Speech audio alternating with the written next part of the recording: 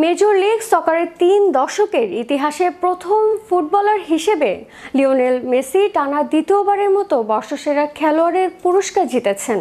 এর আগে তিনি ২০২৫ মৌসুমের MLS কাপের সেরা খেলোয়াড়ও নির্বাচিত হন।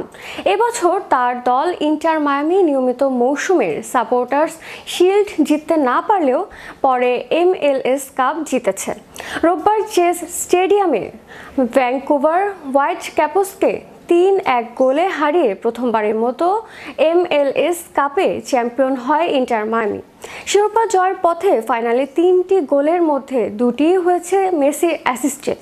পুরো ২০২৫ আসর জুড়ে মেসি ছিলেন ছন্দে। MLS এর নিয়মিত মৌসুমে তিনি ২৮ ম্যাচ খেলে ২৯ গোল করেন এবং ১৯টি অ্যাসিস্ট করেন।